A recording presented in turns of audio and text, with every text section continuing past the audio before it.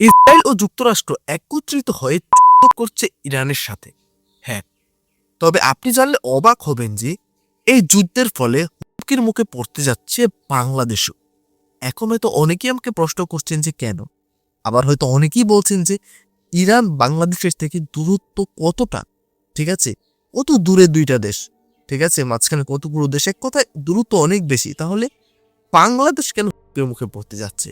হ্যাঁ ভিউয়ার্স, আজকে আমি ATN news live YouTube channel নিবেদিত একটা গুরুত্বপূর্ণ নিউজের উপর রিঅ্যাকশন দিতে যাচ্ছি। নিউজটার শিরোনামটা আমি আপনাদেরকে পড়ে শোনাচ্ছি। নিউজটার শিরোনামটা হচ্ছে ইরানের যুদ্ধের আগুনে পুড়ে যাচ্ছে বাংলাদেশও।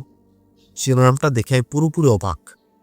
আমারও কনফিউশন কাজ করছে যে কেন বাংলাদেশ এই যুদ্ধের আগুনে পুড়ে যাচ্ছে। হ্যাঁ ভিউয়ার্স, আজকে সেটাই জানবো। ভিউয়ার্স, আমি রুবাই যাচ্ছি আপনাদের সঙ্গে, আর আপনারা দেখছেন পোলাইট ট্রিক্স ইউটিউব চ্যানেল। তাহলে চলুন আপনাদের সঙ্গে একসঙ্গে মিলে সম্পূর্ণ নিউজটাকে দেখে আসি এবং বিস্তারিত বিষয়টাকে জেনে আসি। Let's get starting.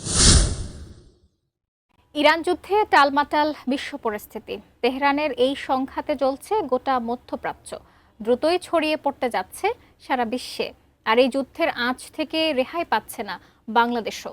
বিস্তারিত আরিফ হাসানের প্রতিবেদনে।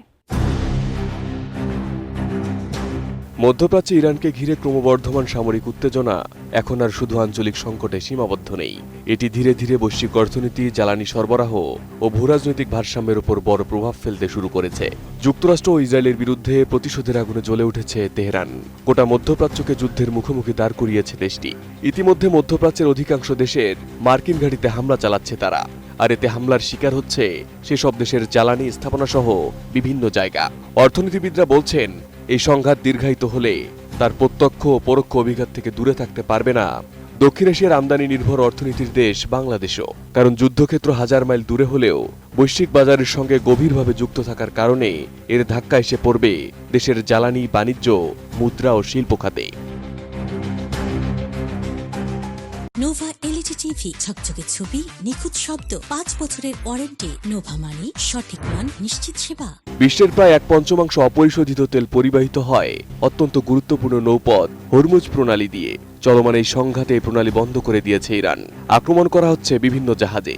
এদিকে বৈশ্বিক জ্বালানি সরবরাহ ব্যবস্থায় বড় উৎপাদক প্রতিষ্ঠান সৌদি আরামকোর তেল শোধনাগারেও হামলা চালানো হয়েছে।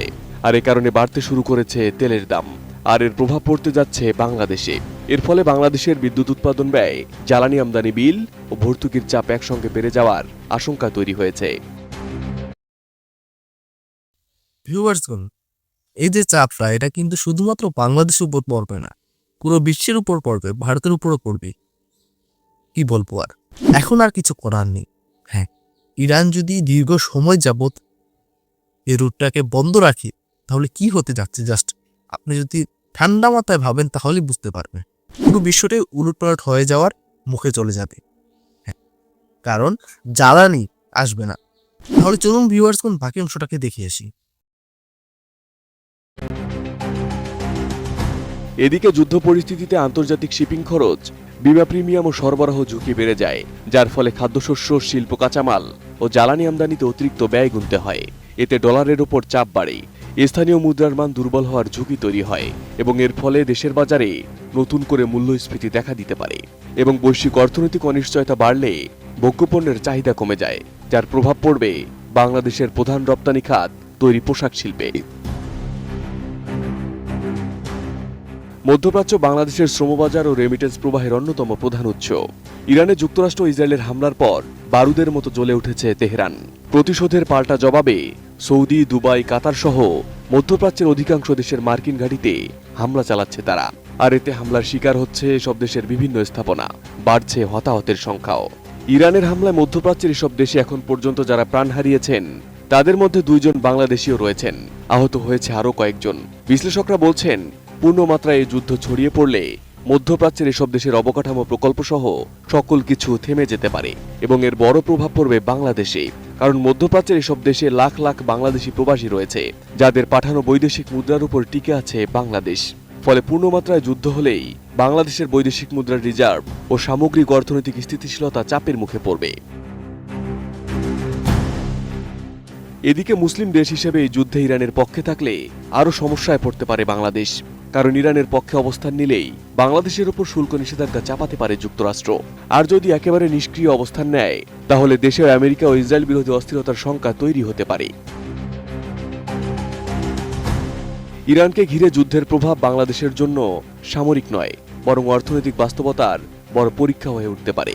জ্বালানি অনিশ্চয়তা, আমদানি ব্যয় বৃদ্ধি, মূল্যস্ফীতির চাপ, রপ্তানি ঝুঁকি এবং রেমিটেন্সের সম্ভাব্য ধাক্কা সব মিলিয়ে এই সংঘাতের প্রতিধ্বনি মধ্যপ্রাচ্যের যুদ্ধক্ষেত্র ছাড়িয়ে বাংলাদেশের অর্থনীতিতেও স্পষ্টভাবে অনুভূত হতে পারে। Arif Hasan, ATN news. সম্মানিত ভিউয়ার্স, কোন সম্পূর্ণ নিউজটা তো আপনারা দেখতেই পেলেন। আশা করি আপনারা বিস্তারিত সবকিছুই বুঝতে পেরেছেন এবং জানতে পেরেছেন। তো আমি সম্পূর্ণ নিউজটা দেখার পরে যে বিষয়টা বুঝতে পারলাম, হ্যাঁ আপনাদেরকেও বিষয়টা বোঝাচ্ছি। হরমুজ প্রণালী এটা একটা রুট, এটার উপর দিয়ে কিন্তু অপরিশোধিত তেল বেশিরভাগই যায় বিভিন্ন দেশ থেকে। ইরান সেই রুট বন্ধ করে দিয়েছে, কারণ সেই রুটের যে অ্যাক্সেস সেটা ইরানের কাছে আছে।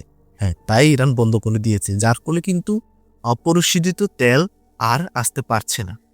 হ্যাঁ, তো সেই রুট যেহেতু বন্ধ, এখন পুরো বিশ্বের মাঝেই কিন্তু এখন যে জ্বালানি আছে সেই জ্বালানি তেলের একটা প্রভাব পড়তে যাচ্ছে, ঠিক আছে, বা কমতি পড়তে যাচ্ছে, যার ফলে কিন্তু বাংলাদেশের উপরও প্রভাব আসতে যাচ্ছে। এবং যদি মধ্যপ্রাচ্যে যুদ্ধ শুরু হয় তাহলে বাংলাদেশ থেকে যে লাখ লাখ প্রবাসীরা কাজ করছে মধ্যপ্রাচ্যের বিভিন্ন দেশে, তারা কিন্তু আর তাদের রেমিটেন্স পাঠাতে পারবে না ঠিক মতো। এবং বাংলাদেশ যদি ইসরায়েল, যুক্তরাষ্ট্র ও ইরানের যুদ্ধে ইরানের সাপোর্ট করে, তাহলেও কিন্তু বাংলাদেশের উপর যুক্তরাষ্ট্র থেকে শুল্ক আরোপ করা হবে, মানে শুল্ক বাড়িয়ে দেওয়া হবে। তো সব মিলিয়ে বাংলাদেশের উপর চাপটা বেশি আসতে যাচ্ছে অর্থনৈতিক দিক থেকে, সামরিক দিক থেকে না। আশা করি বুঝতে পারছেন। তো এ ছিল ভিউয়ার্স কোন বিস্তারিত। এখন আপনাদের ব্যক্তিগত মতামত কি অবশ্যই কমেন্ট করে জানাবেন। তাহলে ভিউয়ার্স আজকে এই পর্যন্তই, দেখা হচ্ছে পরবর্তী কোনো একটা ভিডিওতে। যদি আজকে সম্পূর্ণ রিঅ্যাকশন ভিডিওটা আপনাদের কাছে ভালো লেগে থাকে, ইনফরমেটিভ মনে হয়ে থাকে, আপনারা চাইলে আমার ইউটিউব চ্যানেলকে সাবস্ক্রাইব করতে পারেন, ভিডিওতে লাইক করতে পারেন, কমেন্ট করে আপনাদের মূল্যবান মতামত জানাতে পারেন। তাহলে বিদায় নিচ্ছি এখানে, দেখা হবে পরবর্তী কোনো একটা ভিডিওতে। ততক্ষণ পর্যন্ত সকলে ভালো থাকবেন, সুস্থ থাকবেন। Tata, bye bye.